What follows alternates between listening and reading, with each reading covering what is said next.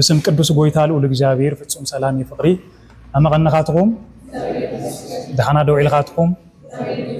امين املاك قدوسان لغزابير انقع بسلام اغانينا امنتنا كيقونس ام تاماننتو ام لغبئنا كيقونس ام حياوينتو يمحرتو لاكبنا قدوس لغزابير سمو يخبر يمسغن لومي ملكوتاوي ياو قدوس قالو لك نسمع تاكيبنا لك نزمر لك نغلغل لك نغلغلم لتاكاكبنا قدوس እግዚአብሔር ስሩሑ ግሩምዩ ለተአካክበሉ ቦታ ካብእምሮ ካብሊና ብላዕል እይሞ ካብል ተፈላልዩ ቦታታት አተአካኺው መቼም ቤተክርስቲያንና ሁሉ ገዛያ ሕዘመ በገዝኡ ስለላአከበና ስሙ ይخبር ይመስገን ለሎሚ ለትምርቲ ልናዮም ለነበርና حاو حز ድንገት አጋጣሚ አይሙቼናይ ኢሉኒ ማለት ኢሉና ዶክተር ሄኖክና ለሎማ አንት ለከምህር በብተራ ብልብል ሐሳብ ይብና ዮኔርና ገነ ይጣዓሞይ ተመሳሳለ ለኻልኦት ህዋትም ገነ 20 ደቂቃ ክንጽበ ስለለወሉ ፕሮግራም መራሒ 20 ደቂቃ ክንጽበ ይንኽሊና ተገዲድ ኻአተ እየተባይለ احواتن ايو اي ايخوني لاتهم ابياتهم انبي احواتم تمساسالي كبر الى تصبي خنيره بالحلفم لما انتم انا خوينا تمساسال ገጽ ከይኾነኩም በጣም ላ ተሰከፍ ቆየ ግን እግዚአብሔር ቃል ሁሉ ጊዜ ሐድሽዩ ማለት ለእዝኒ ሐድሽዩ ማለት ከይኾነ ቃሉ ክንገር ከሎ በብዕለት ስራሕ ይሰርሕዩ ማለት በይት ቃል ንፈልጦይና ቃል ሰሚዕናዩ ክንኾን ንኽእሊና ቃል ፍለጥ ነገር ኮን ንኽእሊ ግን ትልንፍለጥ ትንሰምዖት ይልራይናዩ ለምበብናዩ ቃል ግን ሁሉ ጊዜ ክንገር ከሎ ሐድሽዩ ማለት ሁሉ ጊዜ እምቲ ጳውሎስ ልበልወይ ስራሕ ይሰርሕዩ ማለት ጴጥሮስም ተመሳሳለ ብልኾነ መልክዑ ሀሙ ማለት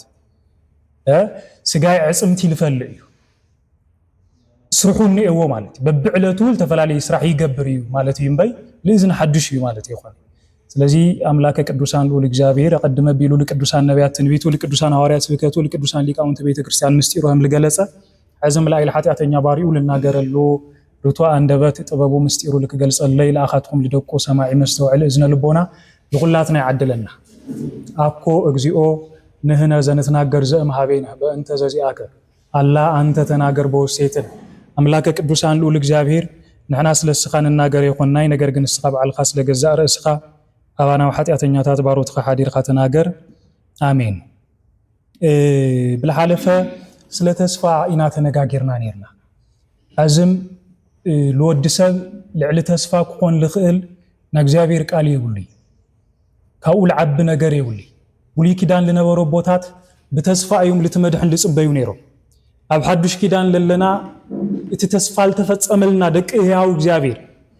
ተስፋ ተመጸመልና ደቅ ክርስቶስ ኢየሱስም በተስፋ ታህያው መንግስቱ በተስፋ ናዩ መምጻኢና ንጽበለለና ክርስትና በተስፋ ክርስቶስ ለተመለአዩ ብሉይ ኪዳንም ለክርስቶስ ይጽበዩ ነይሮ ሐዱሽ ኪዳንም ሕዝም ተመሳሳለ ሉኢና ንጽበለለና ስለዚህ ምስተስፋ ተተሐዘ ነገር ይናሎም ክነጋገር ለባምላክ ቅዱስ ዳዊት አመዝሙሩ መዝሙር 39 ቁጥሪ 7 ለተናገሮ ቃል አሉ ሐዝኸ መንዩ ተስፋይ ወይ ዜኒ መኑ ተስፋይ አኮኑ እግዚአብሔር ውእቱ ይሆነ አኮኑ እግዚአብሔር ውእቱ ጥያቄ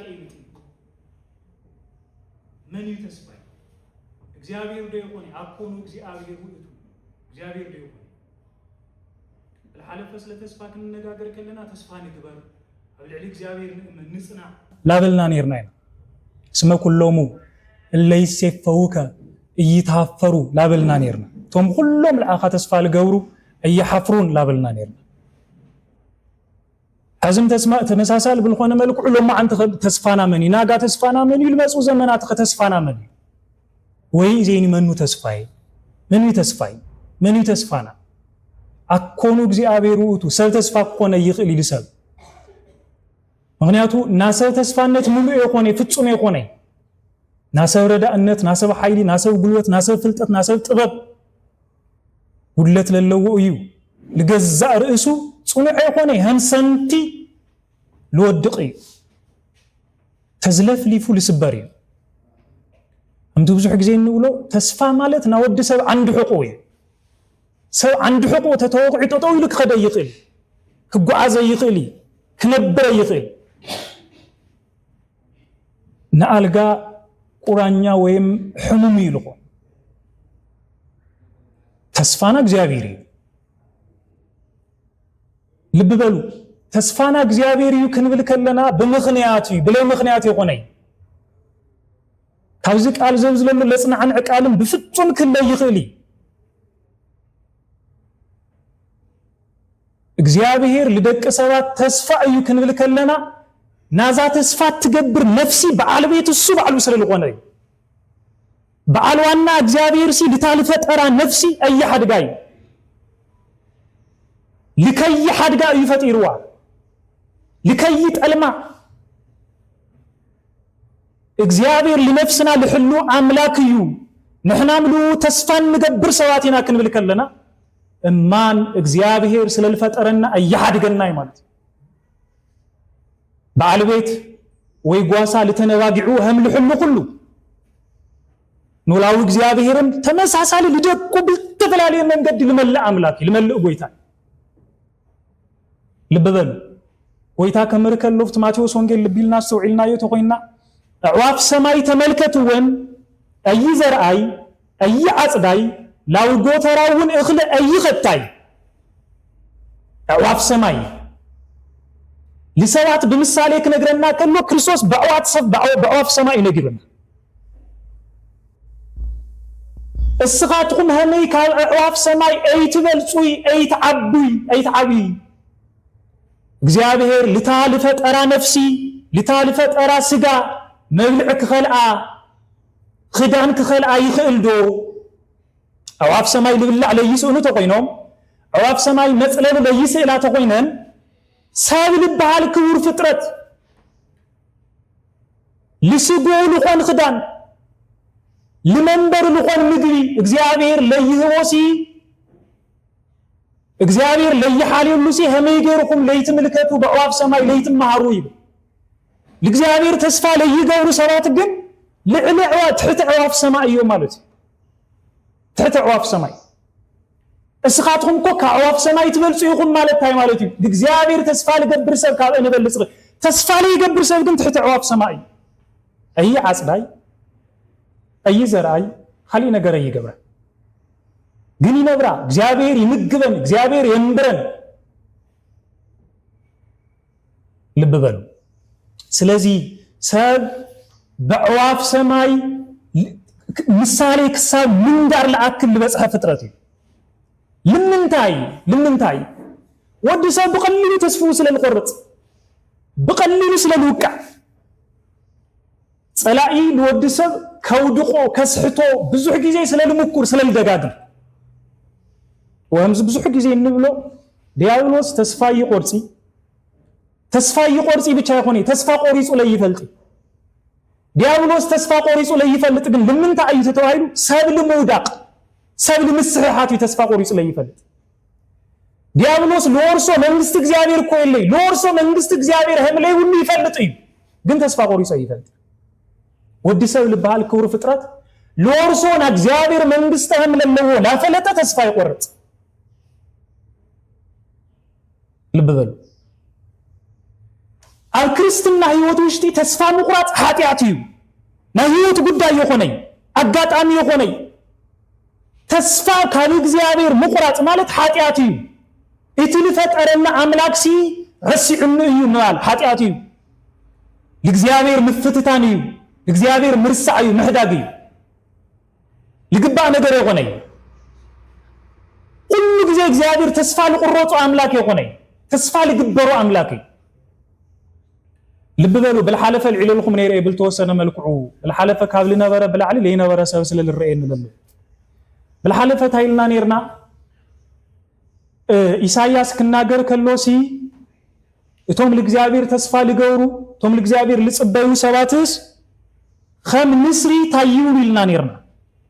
يبرو خم نسري يبرو ثم الإجابير تسفى لجورو لصبيو لببل خم نسري يبرو الإجابير لصبيو سوات هم نسري يبرو لولو نسر بلاي مخنيات يكون يتلاعب نسر ما كفتم لنبرو زمن يوتو وشتي ማእኸል ዘመኑ ክበጽሕ ከሎ ብጣዕሚ ዓበይቲ ፈተናታት ይገጥምዎ ካብኣቶም ውሽጢ እቲ ልበልዐሉ መንቁሩ ተኣፉ ይጎብጥ ይግርድፍ ሞ ይዓብ ሞ ለዓበየ ክኸድ ከሎ ላጎበጠ ይልኸድ ቀጥ ልበለ ልነበረሲ እቲ መንቁሩ ብጣዕሚ ጠንካራ ልበሃል ነገር ሰርሲሩ ሰቢሩ ክበልዕ ልኽእል ብቕዓት ለለዎ ሓይልና ጥንካረ ለለዎ ለዓበየ ክኸድ ከሎ ፍርቂ ዘመኑ ግን ላተጠወየ ይኸድ ላተጠወየ ይኹን ብክንፊ ንስር ኣውፅአኩም እየ ብልበሎም ለእስራኤላውያን እግዚአብሔር ከም ንስር ክትበሩ ኢኹም ክብሎም ከሎ ንስር ዓብይ ምስጢር ይትርጉም ስለለለዎም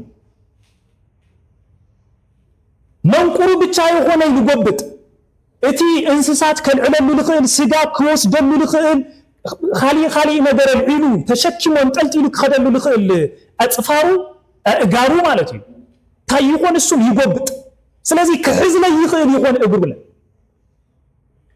እግሩና መንቁሩ አፉ ብቻ ይኾነ ክንፉ እቲ ምስር ልበሃል ክሳብ ሰማይ ነጢቁ ልወጽእ በአምላክ ቅዱስ ዳዊት ተስተውስዎ ከም ምስር ላብ ሰማይ እኳ ተወጻእኹ ተበረርኹ ተመጠቅኹ ስኻው ኣለኻ ላብ ታሕቲ ተወረድኹ ስኻው ኣለኻ ኢሉ ልተናገረሉ ምስር ክሳብ ሰማይ ነጢቁ ልወጽእ ኣብ ሰማይ ኮይኑ ብጣዕሚ ንኣሽቱ ልበሃሉ ነገራት ናብ ምልካት ብቕዓት ዓይን ኣለዎ ንስሪ እቲ ልበረሉ ክንፉ ኣብ ዝኾነ ዘመኑ ክበጽሕ ከሎ ይግርጅፍ يعدمو يعرقمو لا بزح لا أرجع لا جرجف خد كله مبراري أبيو بجزع كنفوس يخبره بجزع سبنته لك عدك سوات لعابينا كنخد كلنا نفسنا بجزع رؤوس سبنتنا سجانا لا خدنا هم الخد كله مالت سجانا كوي أبينا بمركز تدقيفنا نخد بسبب نلا عرسوات مكون نسرم تمساسالي تلنا فرلو كنفو يخبره ስለዚህ ምን ፋሪ አቢ ይችገር ልበበሉ ብዙ ጸገነ ጋጢሙ ወሎ ማለት እዩ ከማንም መሐዙቱ ዕርግቱ ከምቶም ንስርታት ነፊሩ ኸይዱ ክትሕዝ ልኽእል ነገር ይትሕዚ ክበልዕ ይኽእሊ ክነጥቕ ልኽእሎ ነገር ክነጥቆ ልኽእሎ ነገር ተሊ አይነጥቅ ሓንቲ ክልተ መማረጽ ነው ትንስርዚ ወይ ሱቅ ኢልኻ ሙማት እዩ ወይ ድሕሪ ሕዚ ልመጽዎ መከራታት ተጻዊሩ ፈተናታት ተጻዊሩ ልቶም ፈተናታት ዚኣቶም ምሕላፊ ተንኽልተ ሪዝናት ዚኣቶም ምኽንያታት ብቻ ነው መማረጽታት ብቻ ነው ኮፊልኻ ወይ ሙማት እዩ በቃ ዘመነይ በጽሑ እዩ ኮፊለ ሙማት ይሐሸኒ ተስፋ ልገብሮ ነገር የብለይ በቃ ህይወት ያአኽለም እዩ ኢሉ ወይ ሙማት ብጥሜት ሙማት ለምንታይ ምስማንም ነፊሩ ኸይዱ ምንም ነገር ክትሕዘይ لبلا على ستة لا بعلوك مسؤولية سلازت لله وممارس ويمات ويلا زوم لسعو مكراتات متصبعي سنعم جمريا عرسو كالخالقوت محازوتو لمسلو وفاليو بعلتو جزو بجو فاليو مقمات بجو فاليو كقمات كله كابل بالله على تغلغيلو كان من فار لا تغلغيلو كابيزح نجرات تغلغيلو عرسو خلغيلو منبار أنا مجمريا تجبر على الجبو نجر زي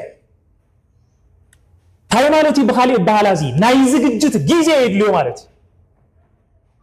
ሊስረሐሉ ጊዜ ነው አርሱ ለሃንጸሉ ጊዜ ነው ላብሰዋት ከነምጾ ከለና ምስ እግዚአብሔር ንነጋገረሉ ንጾመሉ ንጽልየሉ ቤተ እግዚአብሔር ንኸደሉ ጊዜ ህምለሉ ሁሉ ስዋኤክ መጽእ ከሎ ስዋኤ ንሕዘሉ ጊዜ ህምለሉ ሁሉ ማለት በኻሊ ይባል ቀጽሉ ታይገብር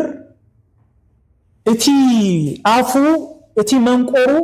ምስ እምነ አጋጩ በኃይል አጋጩ ካውልኩ ወገድ ይገው ስለዚህ ምንም ነገር ከበልዕ ይኽእሊ ምንም ነገር ከሰብረ ይኽእሊ ገና መንቆሩ ወይ አፉ ምንም ነገር ለይውል ይሆን ማለት ስለዚህ አፉዚ ክሳብ ልበቁል ክሳብ ልጥንክር ክሳብቲ ትፈልጥዎ ናይ አፉ ለቅርጺ ምስሊ ክሳብ ለውጽ ልሰብር ለአክል ጉልበት ልበልዕ ለአክል ጉልበት ክሳብ ልህልዮ ይጽበ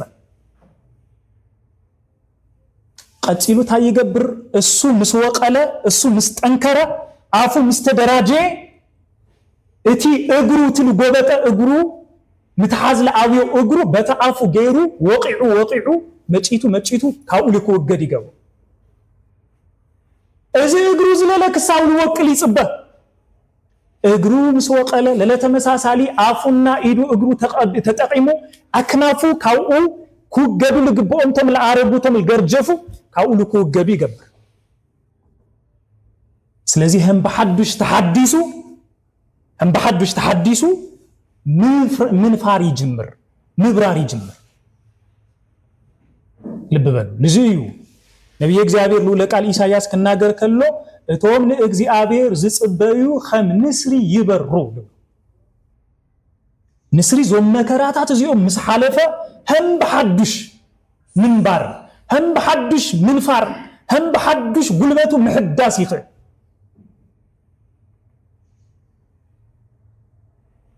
ለእግዚአብሔር ተስፋ ምግባር حزم تسفانا እግዚአብሔር حزم እንጽበዩ ለእግዚአብሔርና ክንብል ከለና هم بحدش منبر نخل هم بحدش منفر نخل هم بحدش ብዙሕ ጉልበት ይሎና ይሄድሱ ኃይሎም ይحدሱ ኃይልና ክሕደስ ልኽእል هم بحدش منبر نخل ለእግዚአብሔር ተስፋ ክንገብር ከለና ለእግዚአብሔር ክንጽበ ከለና ብቻ ይወግናት አብሰብ ልግበር ተጽቢቲ ተስፋይ هم ትፈልጦ ከቢድ الحلفة العلنا يومنا بزح تاريخات العلنا ينا بالحلفة يستوصوا يقول من لبها القدوسي أبي هو توشتي مكرا لي بسحو تملكتهم إنه هزكياس إن قدوس باولوس تملكتهم كسال لتولدوا لا معلتك كسال مرقام لبسحو إن لبا أملاك قدوس داويد تملكتهم تسفى لقرص نجا زبرا مريت زياس يلي مالتي يقوني إني أويب كن وديق خالي مقراي ملعل محداس لكن حداس للاتي تسفاك قبر لقبو أملاك جنزل مقبار نتصباي زي كوانا تسويت لقبر نقري وقناتي للنا أيو بوتا ناس اديت بوتاي بالتفلالي مخنياتات تسديدنا نينا إسرائيلاوين ولخونا زمن بمخنيات تقنيت تسديدهم لو هاجرهم تمليسهم خلتيهم نجد لبينهم عصرتيهم نجد لبينهم للا مستفليو بمغنيات محدراي بوليتيكاي لي مسمع مع تقاماتي للا خلت تتنقلهم يوم بمغنيات روبا سديت وريدهم بابلون وريدهم زو كل ما كراي قفعي سقاي بسحوهم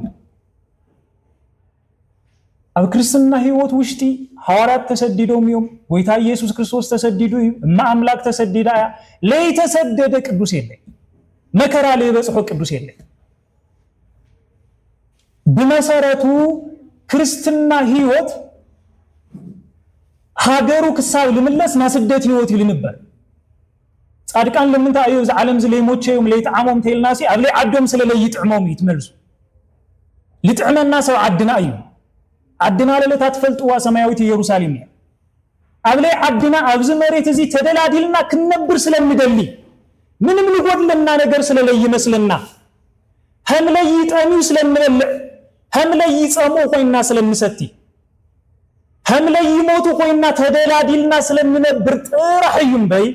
مكراي سقاي غفعي سللي بصحنا يقول سللي نموت ችግር ስለለይ በጽሐና ይሆን ግን ናብራና ንንብሮ ናብራ ንኸዶም ኺያዶታት በገዛ ርሶም ሁሉ هم لا يموت ሰው خوينا ኢና ንነብር موتنا لين حسب سباتنا لا بእግዚአብሔር ንኸደል ዕለቲ ሰዓት لين حسب سباتنا حزل بالأسف مسعدبه دحاره لطمي او يመስሎይ مسروي دحاره لصمو يመስሎይ مسجنينا دحاره مسነ ይመስለና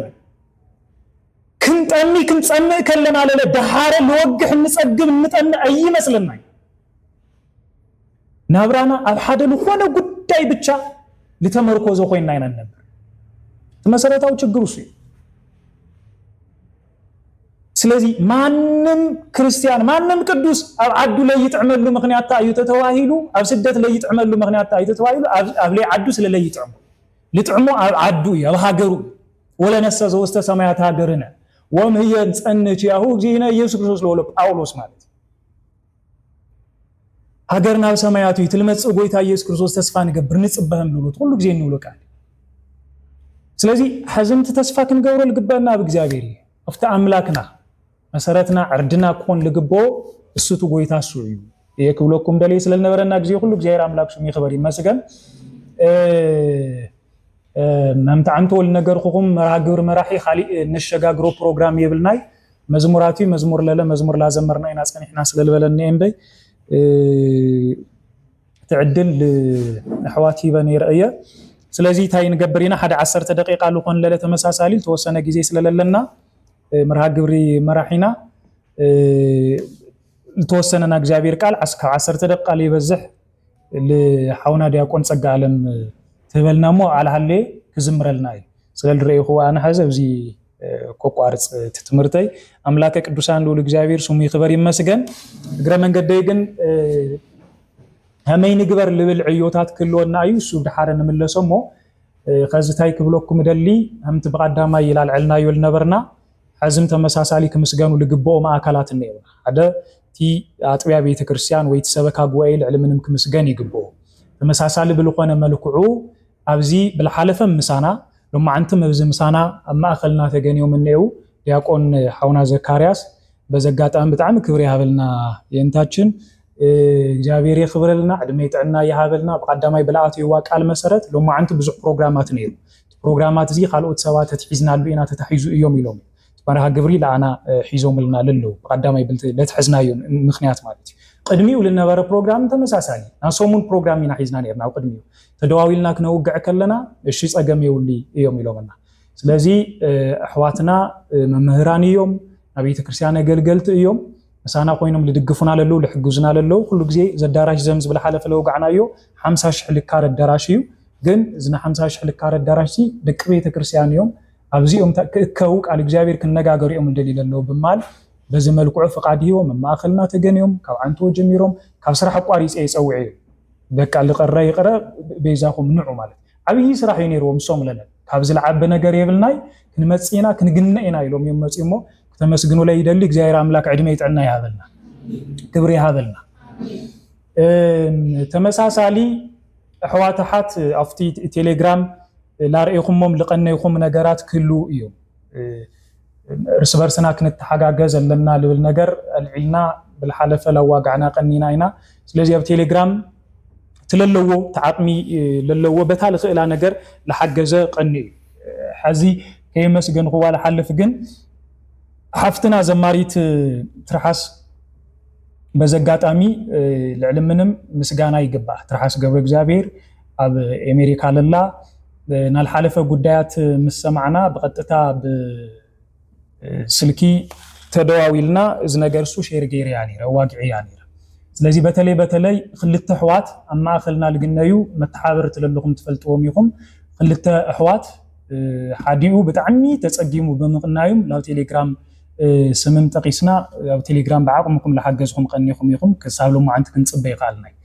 تحاد حاونا كن تصبيلنا كساب حزي اصبينا يقنينا سو حفتنا تيتي ابز خلته معلت زبزللو كساب حزي مطنو ليتفلطه او قصال نفلطكم ينا مطنو ابز خلته معلت زبزللو كن لتوم حوات زياتهم لكون لتوسنا حاجز كتجبرهم بتقل حاجز زبزللهم قصال لكونه حاجز مقانو أواجعنا نينا تنجاجرنا نينا سلزي لحفتنا زماريت ترحس قبر እግዚአብሔርም በዘጋት አሚ مسغانا يغبا تخونታት وانا ብቻ بحد دبري طرح داميكائيل عدشم دحن ብቻ ለተቆረ ይሆነ تخونታት حز حبرت ተመስሪቱ ነው حد دباراتنا وعلن كلت ወኪላት ሰዲደን ነዋ በጠቅላላ هم ትግራይ ብዙ ጸገማት ነው ስለዚህ ካብ ደብርና ተጀሚሩ ነው በዞም ክልተ ሰባት ማለት لنقصل خازي لافتمنا خلقوا تدباراتهم هم لابلنا كنفصلينا مخنياتو بالحلفه وفت لققنا فيديو تاطريكم تكونكم ابزحات كومنت نيو لا انا خليت اكونا امزليت غورنا بالنجر معنات سو مسارات غيرنا تاكاكيو نيو مسلا تنغاغرنا عنتوم التقص كلكم لحلفه سومنم بقدميم دارغاز ورح زوزللو سومون لا تاكو لا تنغاغرو يمقني مزلا تسباسو ስለዚህም ላበለ ልቅጽል ነገር ክልውዩ ቲ ኹነታት ዝላመን ክነሽግሮይና ላፍቶም ወኪላት ተዋሂሎም ተቀሚጦም ለለውኋት ካብ ዳሚካኤል ሴምና አክሊሉ ተወኪሎም ነው ስለዚህ ሳቶምም መስአቶም ኮይኖም ላተነጋገሩ ሓደ ነገር ክሉ ኾኒ ለቀጻሊ እንተቲ ኹነታት ግና ሁሉ ጸገምና ችግርዩ ልብል ነገር ንውሰዶ በዘጋጣም ግና ሁላትና ሐሳብ ስለልኾነ ለሐፍትና ዘማሪት ትርሐስ ገብረ እግዚአብሔር ከተመስግኑ ለይና ቲ ለገበረቶ አስተዋጾ ግደ ሐሳባ ጭንቃ تفلطو بماليه مطنو يتفلط يمتل نغركم للهو ገና ብቻ ግን ለخلت حوات لهون لغيزياوي لغزا كرايو من حد نغروم كچفنا لخلا ነገር ግን ክልخييلا ቃል አትያትልናንያ ክልተ ሰሙን ካብ ጌርና ንናዝታት ላገበርና ካብ ንቅንሞ ግዜ ዕድመ ይጥዕና ይሃብልና ከተመስግኑ ለይለ እግረ መንገዲ ያው ቶም ሕዋት ትፈልጥዎም ይኹም ስም ጥቃስ ለድሊ ነገር ይኾነይ በጽሕኩም በዋናነት ተመተሓወርት ስለልፈልጡ ግን በዚ መንገዲ ላብ ኢዶም ተን ልመጻ ነገር ላብ ኢዶም ልክበጽሕ ክንገብርና አምላከ ቅዱሳን ልዑል እግዚአብሔር አው ጎድነና ኮይኑ ሰላሙ ፍቅሩ ምሕረቱ ሓድነቱ ይዓድለና ለሃገርና ሰላም ፍቅሪ ምሕረት የውርደላ ሓድነቱ ይሃበና በስደት ለለና ለለው ሕዋታት በሰላም ላመረበትና ይመልሰና لقد على همينا هنجبر لنا لولنا لتوصل ولا تسرح لقني حد قديات اللو ساتهم دحرم الجلس وتسفى جبرية سواعد الإجابير يخبر لي